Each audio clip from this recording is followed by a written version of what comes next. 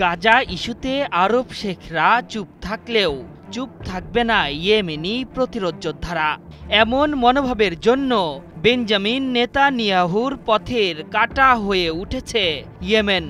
এখন ইসরায়েলের লক্ষ্য একটাই, মুসলিমদের এই বন্ধুকে কোণঠাসা করে রাখা।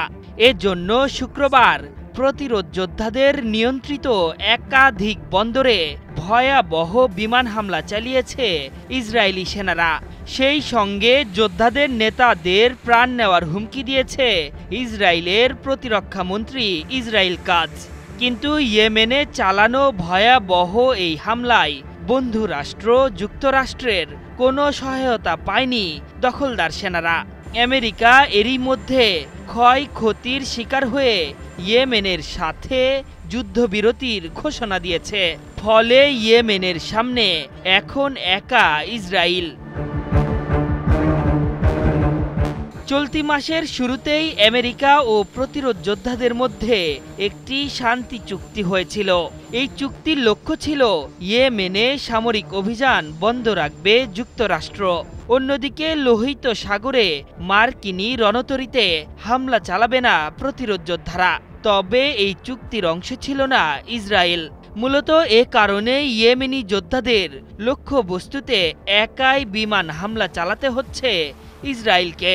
বন্ধু আমেরিকার কোনো সহায়তা পাচ্ছে না নেতানিয়াহু প্রশাসন।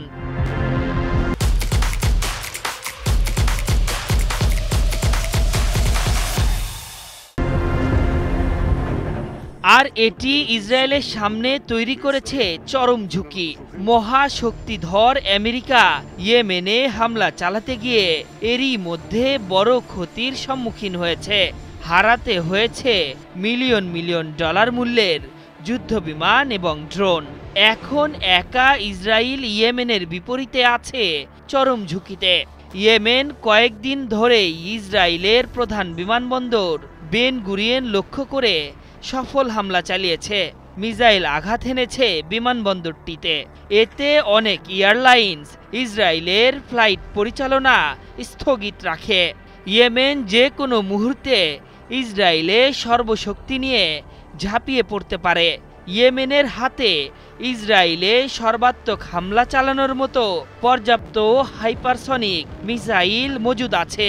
এছাড়া লোহিত সাগর সংলগ্ন ইসরায়েলের বন্দরগুলো হতে পারে ক্ষতির সম্মুখীন। এসব আশঙ্কা মাথায় নিয়েই ইসরায়েলি সামরিক বাহিনী ইয়েমেনে হামলা চালিয়ে যাচ্ছে। সোমবার দিবাগত রাতেও ইয়েমেনে হামলা চালায় ইসরায়েল। এই অভিযানে 15টি যুদ্ধবিমান, রিফুয়েলার ও গোয়েন্দা বিমান ছিল। হোদাইদা ও সালিফ বন্দরে 35টির বেশি বোমা নিক্ষেপ করা হয়েছে। এই বন্দরগুলো অস্ত্র স্থানান্তর ও সন্ত্রাসী কর্মকাণ্ডের জন্য ব্যবহার হচ্ছিল বলেও জানিয়েছে আইডিএফ।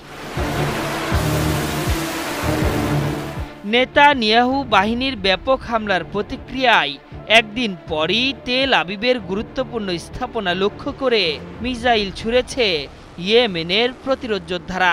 বিষয়টি নিশ্চিত করে ইসরায়েলি সেনা জানিয়েছে, ইয়েমেনের ছোড়া মিসাইল সফলভাবে প্রতিহত করা হয়েছে। সতর্কতা সাইরেন বেজে ওঠায় আকাশেই মিসাইলটি ধ্বংস করা হয়েছে। আশরাফুল ইসলাম, ৭১।